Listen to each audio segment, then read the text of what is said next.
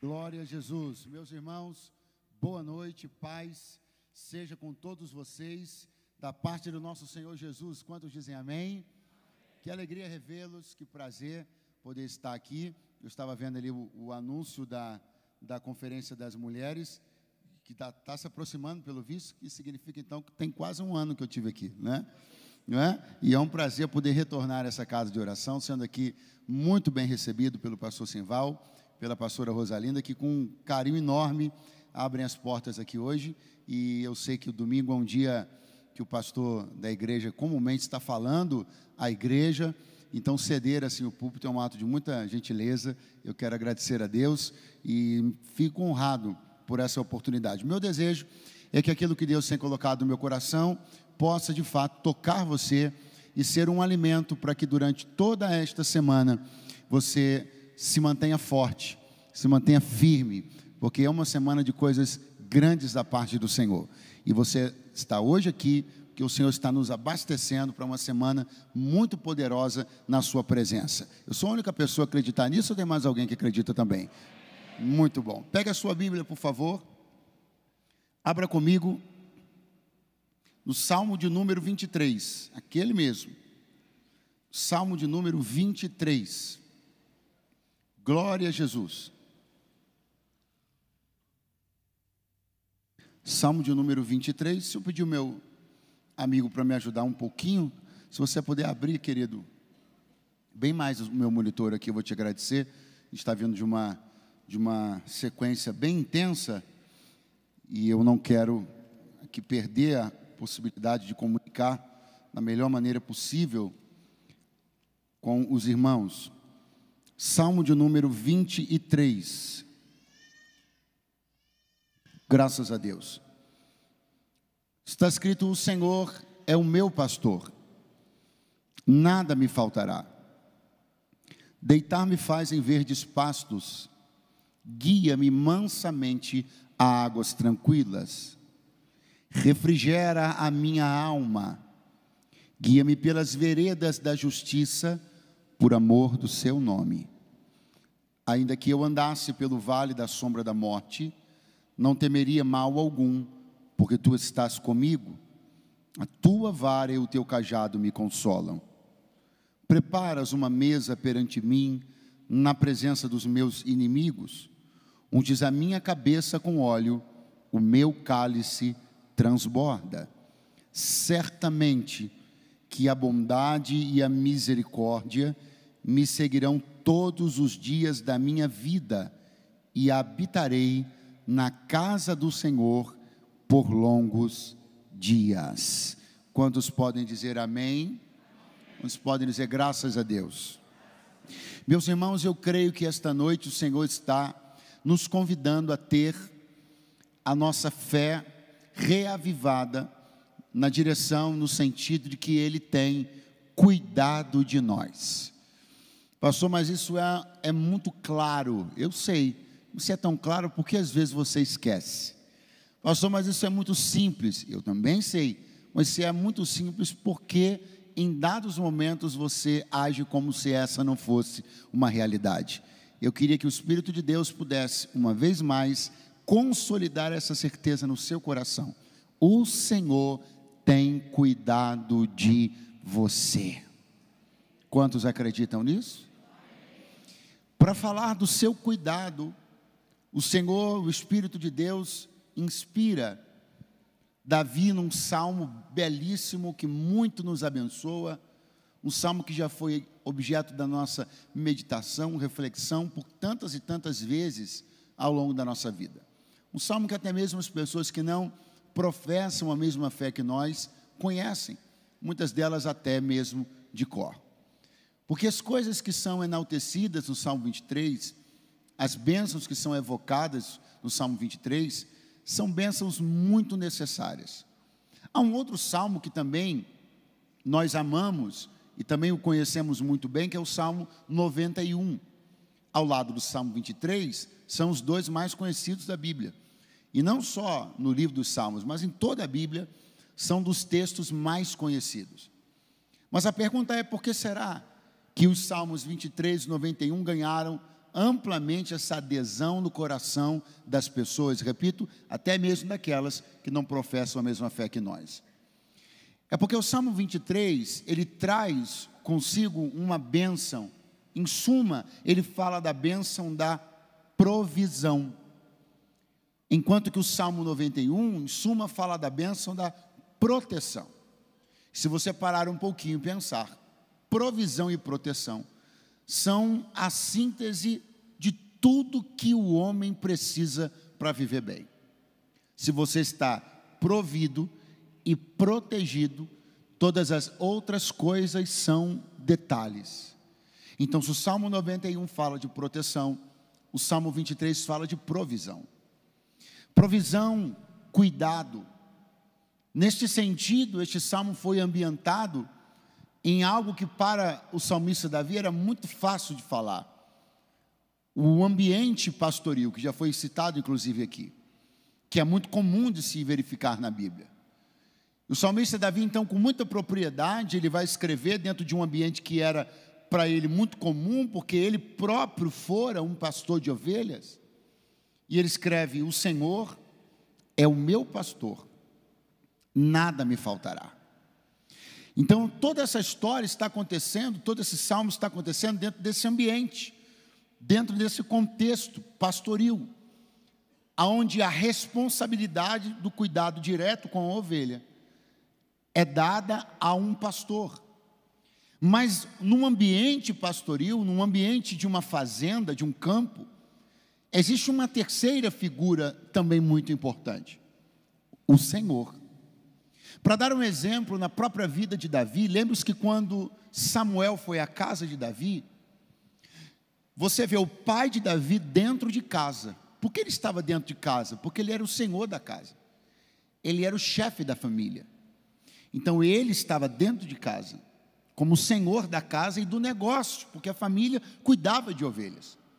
E onde é que Davi, que era o pastor, estava? Ele estava em casa? Sim ou não? Sim ou não? Aonde é que ele estava? Lá no campo com as ovelhas. Então essas duas figuras, elas têm suas responsabilidades para com a ovelha. O senhor da casa, da fazenda, ele está numa posição e tem uma atribuição. O pastor está numa outra posição e tem uma outra atribuição.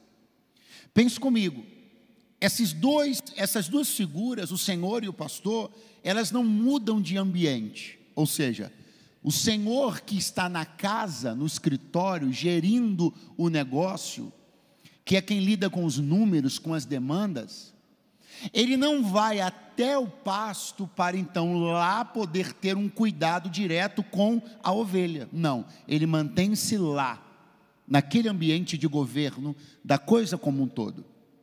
Da mesma maneira, o pastor que tem o seu dia a dia no aprisco, cuidando diretamente da ovelha, ele também não sai de onde ele está para ir lá na casa do Senhor, sentar-se no escritório dele, porque são duas figuras com atribuições diferentes. Quem está me entendendo, diga amém, por favor. Mas de repente Davi vai começar a tirar uma cortina muito profética e mostrar algo que está apontando para uma realidade que nós conhecemos muito bem e que talvez você só não esteja percebendo ainda, mas que ela está presente no verso 1 do Salmo 23. Porque se dentro de uma estrutura comum, Senhor e pastor são pessoas diferentes, que estão em lugares diferentes, com atribuições diferentes, perceba que o salmista Davi une estas duas figuras numa só, quando ele diz no verso 1, o Senhor é o meu pastor. Então Davi está dizendo, não é um negócio comum, não é uma fazenda comum. No aprisco espiritual, Senhor e pastor são a mesma pessoa. E quando é que esta fusão maravilhosa e espiritual aconteceu? Se não olhar para este versículo e compreender o quão messiânico ele é. Porque um certo dia, só para lhe dar um exemplo claro do que eu estou falando e que estou construindo com você, os discípulos chegaram até Jesus. E quem era Jesus? O pastor. Ele mesmo disse: eu sou o bom pastor. Então vamos lá, quem era Jesus? Só que os discípulos não queriam ver só o pastor, os discípulos também queriam ver o Senhor. Aí eles procuraram Jesus e perguntaram: quando é que nós veremos o Pai? Ele está perguntando: quando nós veremos o Senhor? Aquele que está lá em cima, lá no escritório, lá na casa grande. Aí Jesus falou: vocês já estão vendo, porque quem vê a mim, vê ao Pai, porque eu e o Pai somos um, porque o Senhor e o pastor fizeram-se a mesma pessoa. Então eu quero trazer a você uma mensagem de esperança. Nós não estamos vivendo um conflito, nós não precisamos que as informações viajem, nós não precisamos que o pastor esteja perto de nós e a informação da necessidade trafegue até o escritório do Senhor, para que então provisão, proteção e graça nos sejam liberadas. Não, eu quero que você entenda que o mistério do Cristo, o mistério do Messias, o mistério do Emanuel é justamente esse: Deus conosco. É Ele conhecendo cada uma das demandas do homem, diretamente olhando nos olhos dele, conhecendo nossas dores, conhecendo nossos dilemas, encurtando uma distância gigantesca que existia entre Senhor e ovelha. Uma vez Ele estando conosco, o Pai está conosco, a provisão está conosco. Ou quantos podem levantar as mãos e por alguns segundos agradecerem pelo fato de que para nós Senhor e pastor são a mesma pessoa. Davi está dizendo: o Senhor é o meu pastor e nada me faltará. Não faltará nada, porque o mesmo que enxerga a necessidade é o mesmo que tem poder para supri-la.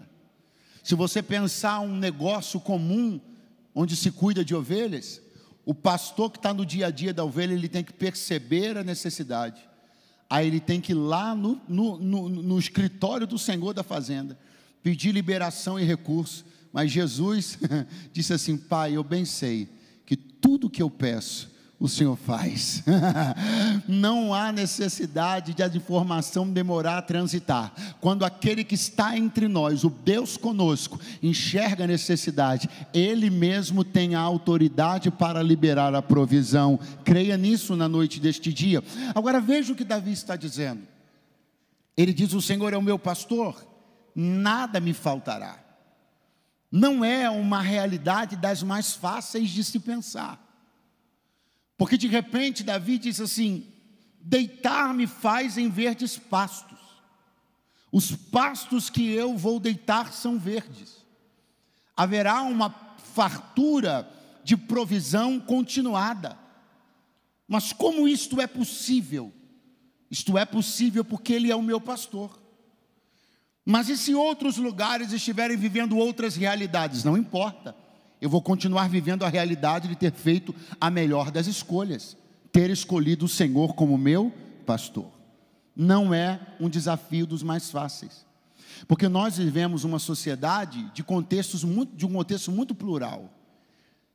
Em qualquer cidade, não vou dizer qualquer cidade, mas na maioria das cidades você pode, em coisa de quilômetros, transitar entre áreas de realidades sociais muito diferentes.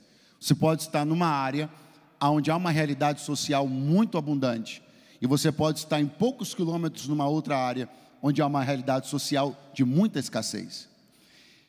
E muitos fatores contribuem para isso.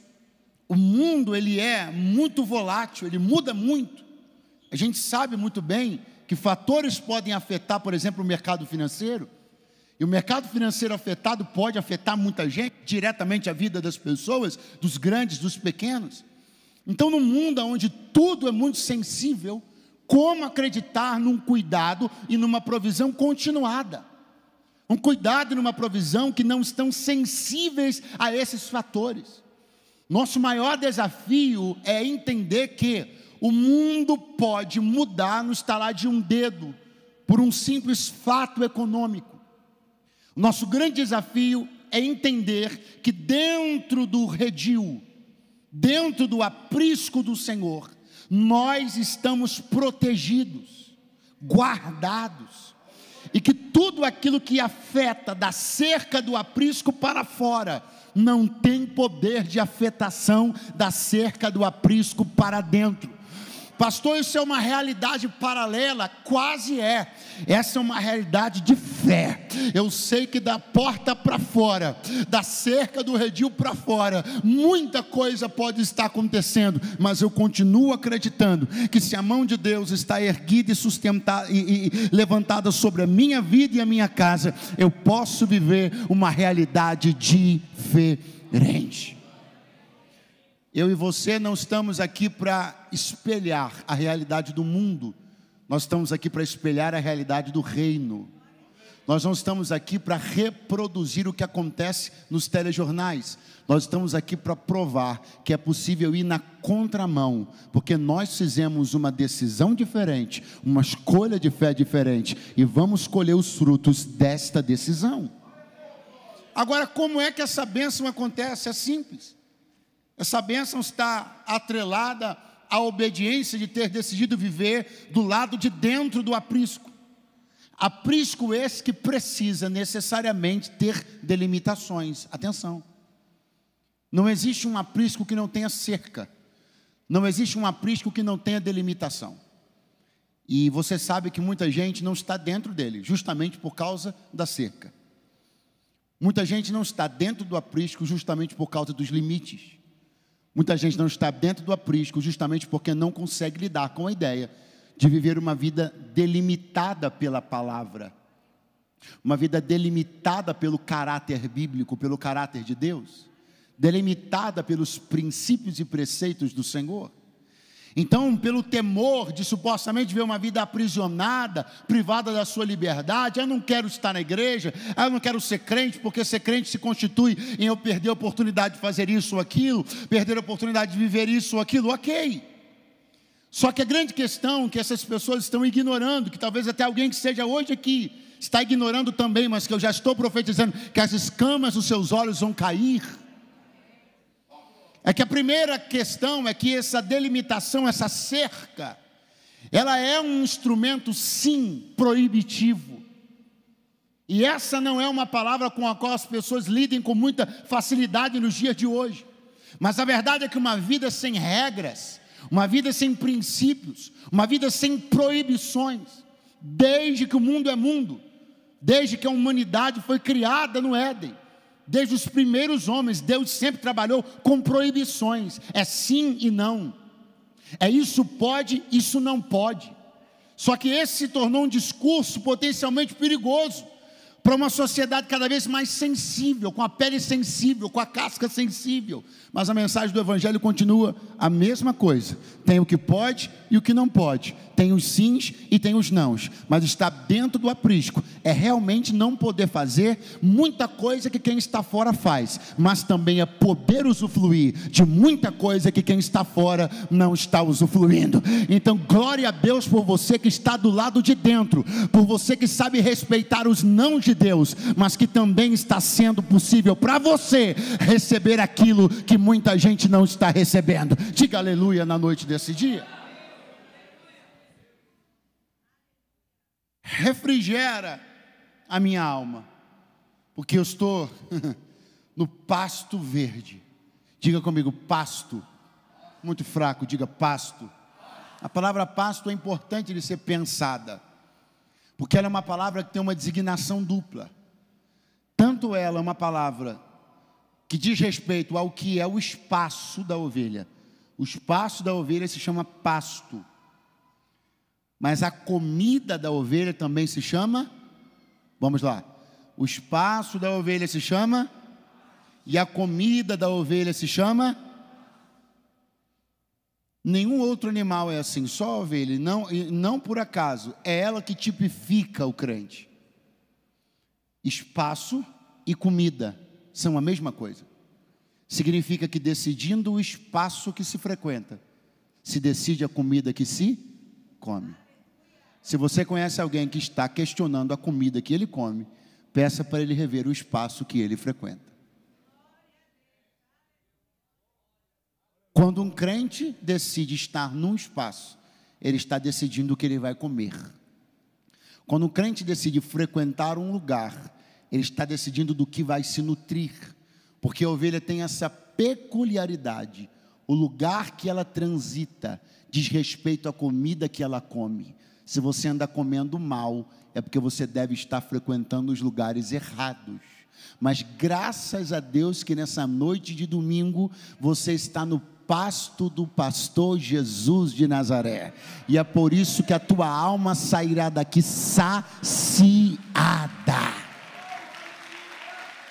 Aleluia!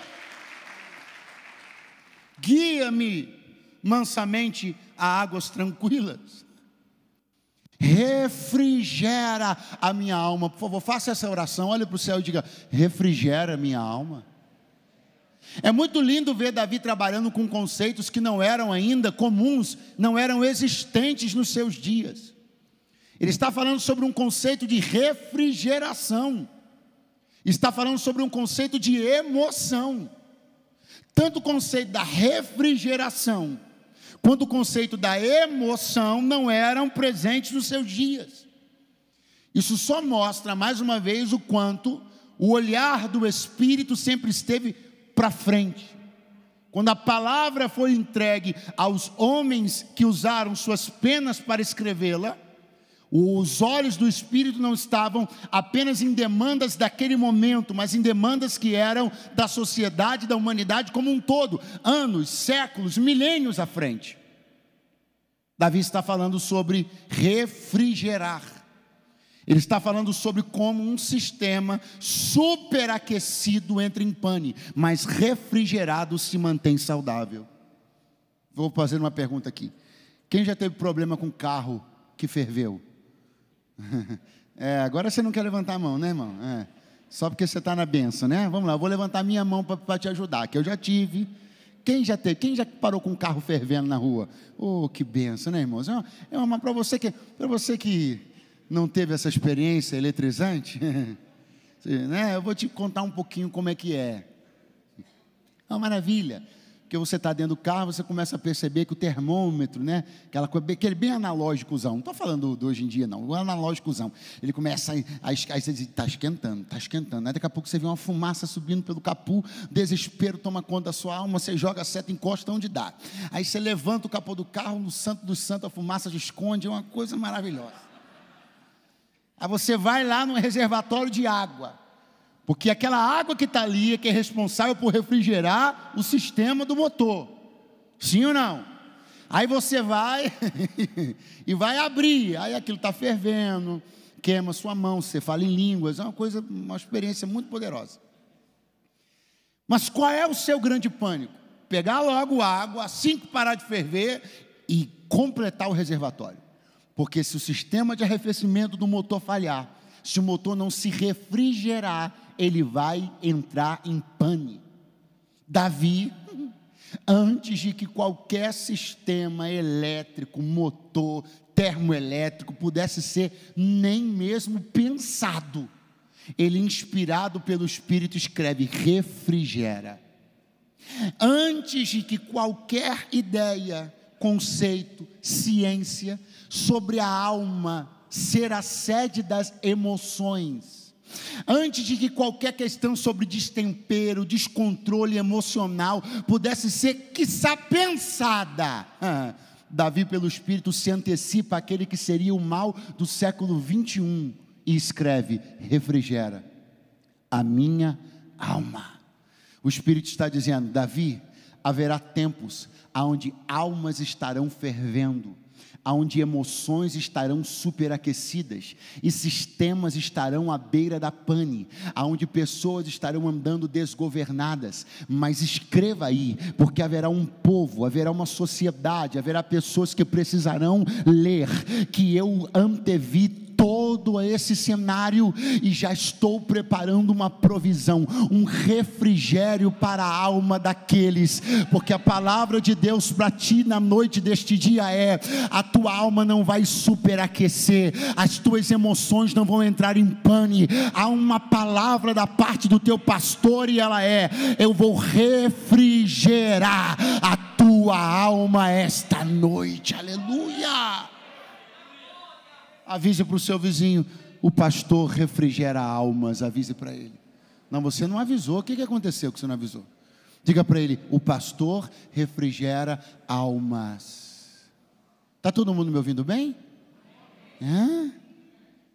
Refrigera minha alma, guia-me pela vereda da justiça, por amor do seu nome. Olhe isso aqui no verso de número 4. Ainda que eu andasse pelo vale da sombra da morte, não temeria mal algum, porque tu estás comigo. A tua vara e o teu cajado me consolam. Diga assim: ainda, muito fraco, ainda que eu andasse. Davi está dizendo: eu não quero andar, não é meu desejo andar. Eu não acordo de manhã dizendo: tomara que hoje eu dê de cara com um vale. Estou doido num vale. Não. Mas mesmo que eu não queira andar, mesmo que eu não esteja desejoso por andar, eu reconheço que o vale da sombra e da morte é uma realidade da vida. Aqui há duas questões muito importantes. Não há um espírito, que infelizmente é verificado em muita gente, não há um espírito de amor pela dor, não há um espírito de desejo pelo deserto, que existem pessoas que elas são caçadores de lutas. Já viu gente assim? Elas acham que a vida delas que Deus só as está aprovando se elas estiverem em constante perturbação. Se a vida delas estiver em paz, não tem alguma coisa errada. Tem alguma coisa errada. Tem errado não, irmão. Bonança faz parte da vida também. Você está viciado em luta. Pede para Jesus te ajudar, que Ele te ajuda. Então nem é este ponto, mas também não é o outro ponto. Qual o outro ponto? A ignorância. O negacionismo. Vou lançar a mão de uma palavra que andou muito na moda. Negacionismo. Ou seja, você sabe que existem pessoas que vivem a vida negando a existência do dia mal. Quando o dia mal é uma realidade apontada pela Bíblia para a vida humana. Jesus, como você deve se lembrar, Ele disse: no mundo tereis aflições. Então o que não está faltando são pessoas que têm idealizado, desenhado um evangelho romântico. E dentro deste romance não cabem dores, não cabem lutas, não cabem dias maus. Mas Davi está dizendo com muita honestidade: o vale da sombra e da morte é uma realidade. Eu não quero, eu não desejo, mas eu não ignoro que ele existe. Eu não vivo a vida como se ele não existisse. Eu não vivo a vida como se for um conto de fadas. Eu sei que o dia mau existe, mas eu sei que há uma presença poderosa para me sustentar em todo e qualquer dia mau e em todo e qualquer vale que eu passar. Pastor, eu conheço alguém que ele jura de pé junto que não existe o vale da sombra da morte. O que muda? Não muda nada, o vale continua existindo. A única coisa que vai mudar é que se ele se deparar com o vale, ele nunca terá se preparado para ele. Então quando nós enxergamos a realidade do dia mau, quando nós admitimos a realidade do dia mau, nosso espírito está forjado, ele está preparado, nossa musculatura espiritual está tonificada. Então quando nós nos deparamos com o vale, não há pânico, não há desespero, porque nós já entramos nele debaixo de uma palavra: há uma vara e um cajado que nos consolam. Agora é importante você considerar a palavra consolo, porque a palavra consolo não está por acaso aqui. Davi está sendo muito honesto, ele está sendo muito franco, ele está falando da vida real. E a vida real é uma vida que tem vales, e é uma vida cujos vales terão que ser passados. Ele não diz assim: a vara e o cajado do Senhor vão me tirar no primeiro dia. Não. Ele não diz assim: a vara e o cajado do Senhor vão estar na porta do vale impedindo que eu entre. Não. Ele diz: elas vão me consolar. O que é o consolo, senão algo que se manifesta em todo cenário que eu não posso mudar? Você precisa entender que haverá vales que você terá que passar, vales que você não poderá mudar, mas para tudo aquilo que eu não posso mudar, eu posso contar com o consolo do Senhor. Basta você se lembrar de Jesus, quando estava no seu vale da sombra e da morte. E qual foi esse seu vale da sombra e da morte? O jardim do Getsemane. E quando no jardim do Getsemane, ele disse: Senhor, Pai, se for possível, passa de mim esse cálice. E de repente a Bíblia diz que vieram os anjos do Senhor e o consolavam. O consolo que Davi diz no Salmo 23, é o consolo que veio sobre Jesus no Getsemane, é o consolo que se manifesta sobre situações que você não vai poder mudar, que você terá que passá-las, mas não passará sozinho. Diga para alguém que está do seu lado: você não vai passar sozinho. Oh, aleluia, glória a Deus. Ainda que eu ande pelo vale da sombra da morte, não temerei mal algum, porque tu estás comigo. A tua vara e o teu cajado me consolam. Preparas uma mesa perante mim, na presença dos meus inimigos. Unges a minha cabeça com óleo, meu cálice transborda. Davi está sendo novamente muito honesto, muito franco, muito realista. Honesto, franco e realista, ele está dizendo: preparas uma mesa perante mim. Ah, Senhor, põe os inimigos lá, eles verem o que o Senhor vai fazer.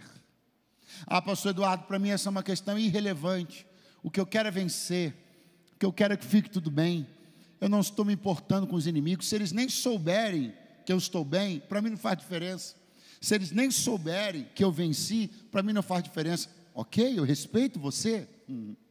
Mas se tem alguém aqui, além de mim e do salmista Davi, que acha que não seria má ideia, que aquelas pessoas que tanto têm perseguido, questionado, apontado, duvidado, espalhado falsas notícias sobre nossa vida, nossa família, nosso ministério, que elas presenciem, que elas sejam notificadas acerca do que Deus vai fazer. Então eu quero lhe dizer uma coisa: não fique o seu coração pesado, não. Você não está sendo maligno, malicioso, nem vingativo. O homem que é segundo o coração de Deus foi quem orou pedindo: preparas uma mesa perante mim na presença dos meus inimigos. Então escute, eles estarão lá para presenciar, para serem notificados, não vão ter a nossa atenção, porque a nossa atenção é para o realizador da mesa. O nosso coração está com o pastor, nosso olhar está com ele, mas eu creio e profetizo que haverá uma notícia para os teus adversários, que aquilo que o Senhor prometeu, Ele cumpriu na sua vida. Aleluia. Preparas uma mesa perante mim, na presença dos meus inimigos. Unges a minha cabeça com óleo, meu cálice transborda. Nessa mesa preparada, mesa para a qual nós estamos sendo convidados a tomar assento, uma mesa preparada pelo pastor, idealizada pelo pastor, uma mesa provida pelo pastor, uma mesa para a qual você pode se direcionar sem medo, uma honra que você pode tomá-la sem receios, porque ela vem da parte de Deus.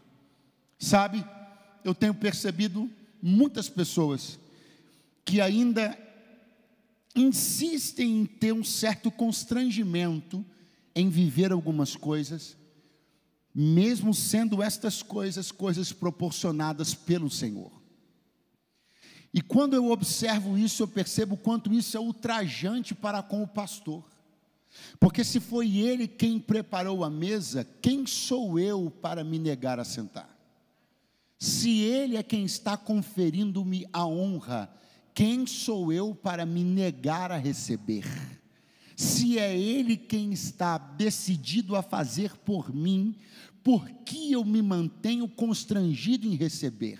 Escute uma coisa: a decisão de honrar é dele, a decisão de abençoar é dele, a decisão de receber é sua.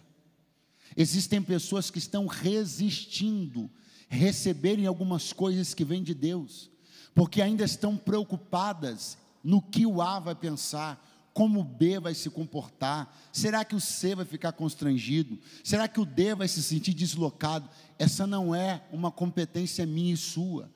A nossa responsabilidade é tomar todo o lugar que o Senhor designou para nós. O que eu não quero é me assentar em lugar de honra sem ter sido convidado. Agora, se foi Jesus que puxou a cadeira, eu estou me assentando, porque tudo que Ele prepara para mim é bom, graças a Deus.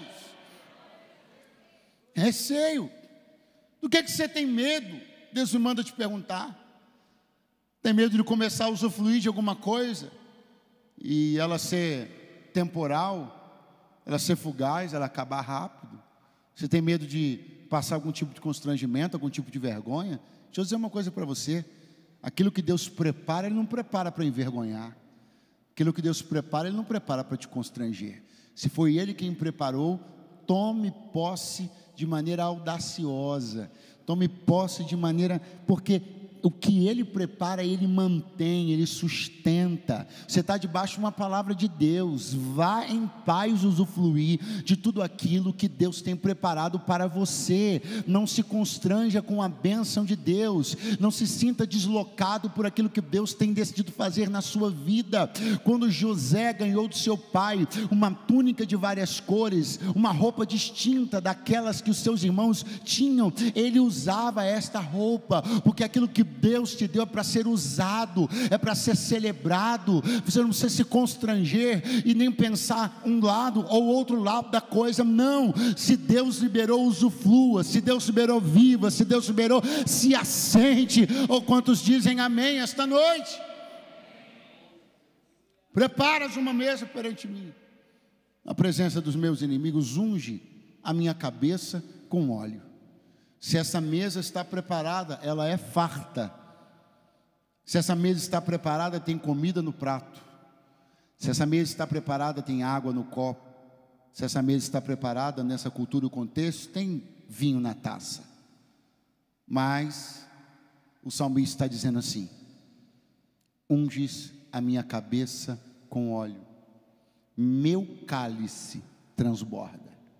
Então ele está dizendo, além daquilo que o Senhor colocar no prato, na taça e no copo, coloque o teu óleo em mim, porque eu não quero viver uma vida de mesa cheia e alma vazia. Então encha o prato, encha a mesa, enche o copo, mas encha também meu cálice particular, porque não é a respeito apenas da comida do prato, da bebida do copo, é sobre o óleo que estará descendo sobre a sua cabeça. Você não vai viver uma vida de fartura na mesa e uma vida escassa na alma, fartura na conta, escassez no espírito. A abundância de Deus alcançará pratos, copos, taças, e o seu cálice irá transbordar. Aleluia! E Davi fecha o salmo dizendo, certamente, não é talvez, não é quem sabe, é certamente que a bondade e a misericórdia me seguirão, não alguns dias, não de vez em quando, mas todos os dias da minha vida. Eu habitarei na casa do Senhor por longos dias. Diga comigo, bondade, muito fraco, diga bondade e misericórdia me seguirão. Agora há pouco o salmista Davi estava dizendo, preparas uma mesa perante mim, na presença dos meus inimigos.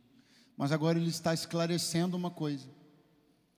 Ele está esclarecendo que os inimigos presentes neste cenário, eles só estão ali como testemunhas do que Deus está fazendo, mas eles não te seguem, eles não te acompanham. Davi está dizendo, quem é que te segue e te acompanha? Bondade e misericórdia.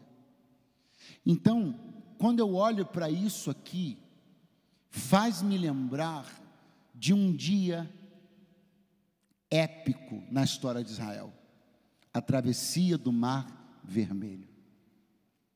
Repare bem, e aqui eu concluo a minha cooperação. Está Israel de frente para o mar. Os cavalos e cavaleiros de Faraó vêm logo atrás. E o Salmo 23, que não tinha sido escrito ainda, está acontecendo. Por quê? Porque uma mesa será preparada. Pastor, não tem mesa nenhuma na história da travessia do Mar Vermelho. Tem, claro que tem. Mas para você ver, você tem que subir aqui no meu helicóptero. Porque a gente tem que olhar essa cena por cima. O que a Bíblia diz que aconteceu? O Senhor abre o mar, rasga o mar. Parede de água na direita, parede de água na esquerda, e o Senhor rasgou o mar no meio. Se você olha de cima, você vê uma mesa estendida. E você vê cada filho de Israel tomando o seu lugar. E se você olha para trás, você percebe que os inimigos estão chegando. Mas Davi disse: preparas uma mesa perante mim na presença. Então tudo bem, porque eles têm que ver. Só que Davi disse: bondade e misericórdia me seguirão. Então o que ele está dizendo? Os inimigos não me seguem. Eles só presenciam, mas eles não me seguem. Quando os filhos de Israel acabam de atravessar, os inimigos olham e dizem: e vamos entrar na mesa também. Mas a Bíblia diz que quando eles vão tentar entrar na água, quando eles vão tentar atravessar o mar se fecha. E o Senhor diz: os inimigos que hoje vistes, Israel, nunca mais os vereis para sempre. Porque só quem te segue para o outro lado são a bondade e a misericórdia.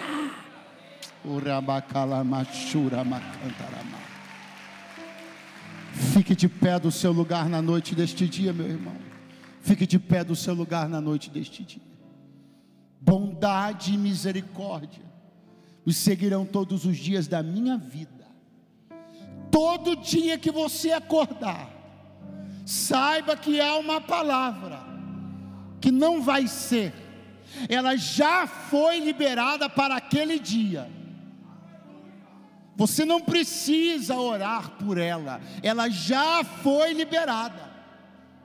Por favor, olhe para alguém do seu lado e diga: amanhã de manhã, pode se lembrar que a bondade e a misericórdia já foram enviadas para te seguir. E na terça também, e na quarta também, e na quinta também, e na sexta também. Ah, pastor, acho que no sábado não, sábado também. Ah, não, domingo não, domingo também. Glória a Deus. Todo dia tem uma palavra já liberada, bondade e misericórdia. O que é que eu preciso fazer? Levantar da cama e andar. Levantar da cama e começar o dia. Porque o salmista disse: elas vão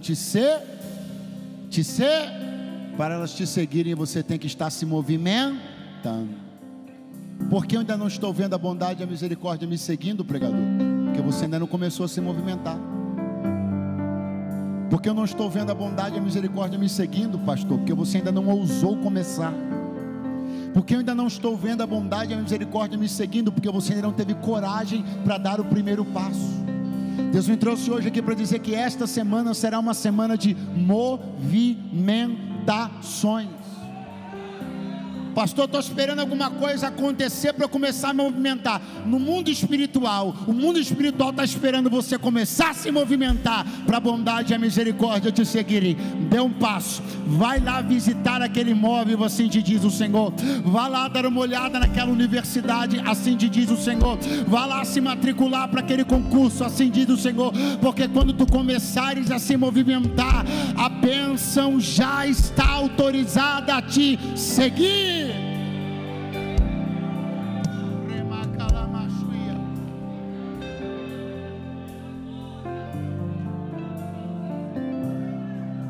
Jesus tem duas vezes na Bíblia. Quantas vezes eu falei? Que a Bíblia mostra Jesus movido de íntima compaixão. Ele sensibilizou-se muitas vezes, mas essa expressão duas vezes: íntima compaixão. Íntima. Quando foi? Quando ele viu a viúva de Naim. A viúva de Naim tinha perdido o marido, claro, e a viúva de Naim tinha perdido o filho. Portanto, Jesus se moveu de íntima compaixão, porque aquela mulher era uma mulher que tinha perdido muito. Eu preciso que você me ouça aqui. Eu não sei quem você gostaria que estivesse atento às suas perdas e não está, mas eu preciso que você saiba que existe um Deus que não está alheio à sua dor. Existe um Deus que tem observado cada uma das suas perdas. Talvez até você tenha perdido a conta do que você perdeu, mas Ele conhece tudo que você anda perdendo, e a compaixão dEle está se movendo na sua direção nesta noite. Mas na segunda vez que Jesus se moveu de íntima compaixão, foi num cenário muito diferente.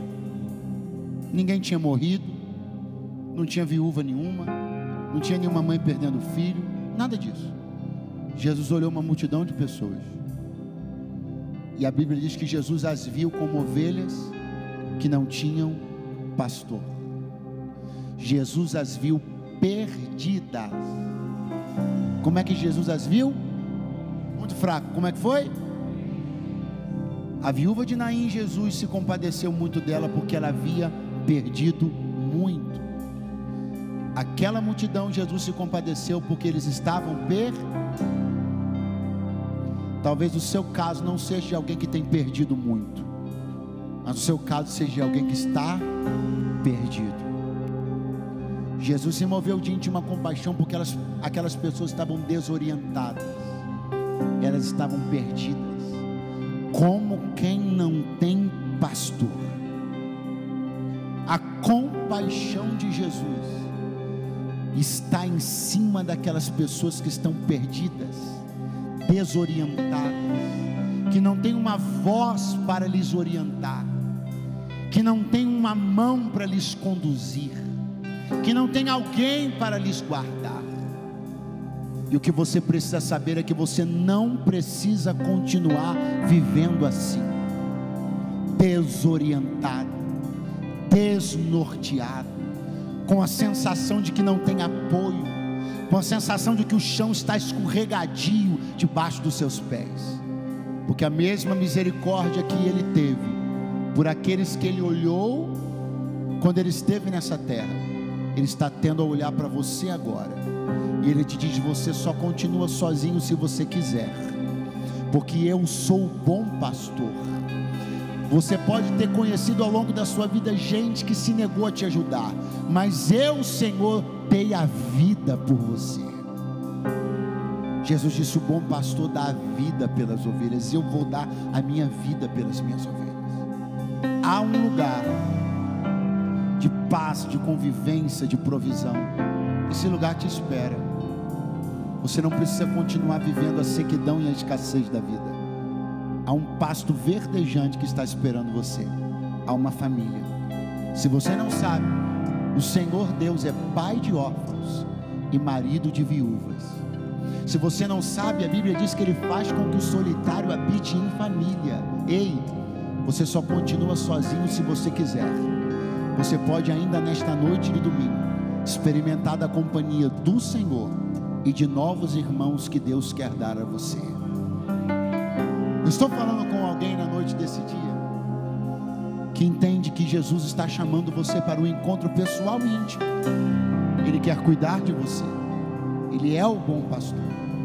Talvez você tenha andado apanhando muito da vida, perdendo muito, ou talvez você só esteja perdido, mas Ele quer cuidar de você.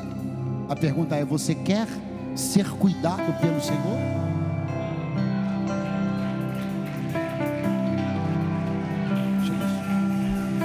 Aonde está a próxima pessoa que quer ser cuidada pelo Senhor? Você quer fazer uma aliança com Jesus hoje aqui neste lugar pela primeira vez? Sai do seu lugar, vem até o altar agora. Esse aqui é o lugar do encontro, o lugar da comunhão. Você não precisa ficar constrangido. Pastor, todo mundo vai olhar para mim. É verdade, mas eles vão olhar para você tomando a melhor decisão da sua vida. Qual o problema? É chato quando as pessoas te olham numa posição de vergonha. É chato quando todo mundo te olha e você está escarnecido, zombado. Agora todo mundo te olhar no dia da exaltação de Deus sobre a tua vida, problema nenhum. Nós estamos aqui como testemunhas do dia onde Deus começa a mudar a história da sua vida. Então, se você também quer viver essa grande virada, saia do seu lugar agora e venha ao altar em nome de Jesus. Aonde está mais uma pessoa que quer tomar uma decisão com Cristo hoje? Saia do seu lugar agora, onde você estiver. Onde você estiver agora. Onde você estiver agora, uma terceira pessoa sai do seu lugar. Pastor, eu já estive aí. Eu já estive dentro do aprisco, mas aconteceram coisas que fizeram com que eu me afastasse. Pastor, é muita coisa. Não, tudo bem, nós não vamos conversar sobre isso agora, não se preocupe. Agora só basta você saber que o mesmo que te recebeu da primeira vez, Ele te recebe de volta. E que ninguém tem autoridade de dizer que você não tem direito de voltar. Ninguém tem autoridade de dizer que você não pode voltar. Ele é o dono, Ele é o Senhor, Ele é o pastor, e Ele está te dizendo: eu te recebo. Você só precisa que eu te receba. Então sai do teu lugar. Se você está afastado de Jesus e da igreja e quer voltar para a casa do Pai, me dê um sinal com a mão agora e venha ao altar. 1, 2, 3 pessoas estão vindo para o altar. 2 pessoas, melhor dizendo.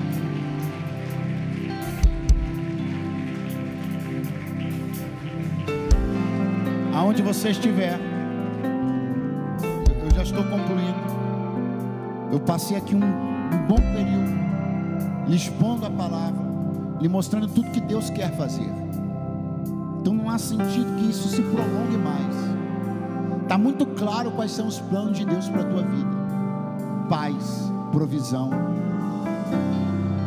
Você já andou percebendo o que o adversário da tua alma quer? De destruir sua casa. O Senhor me disse que você andou sentindo a fúria do teu adversário muito de perto. Você andou perdendo noite de sono, tendo espanto noturno, tendo a sensação de que está sendo seguido pela cidade. Eu não estou aqui brincando. O Senhor me diz: até quando você vai ficar à tua própria sorte? Se alia àquele que é maior. Se alia àquele que é mais forte. Se Deus é por você, ninguém pode se levantar contra você. Mas você precisa estar aliançado com Deus. Então eu vou perguntar pela última vez, estou passando a palavra ao pastor Simval. A última vez. Aonde está uma pessoa que nunca fez uma aliança com Deus? Mais uma pessoa e quer entregar sua vida para Jesus pela primeira vez hoje. Se ele seja o teu pastor, e dê um sinal com a mão, sai do teu lugar agora e venha para o altar. Junte-se a esse grupo de vencedores que aqui está. Se você está afastado de Jesus e da igreja, quer voltar para a casa do Pai, é hoje, aqui e agora. Me dê um sinal com a mão, sai do seu lugar e vem. Alguém está me dando um sinal com a mão aqui na direita e está chegando debaixo das palmas e do júbilo desta igreja. Tem bondade, não tem? Ei, glória a Deus.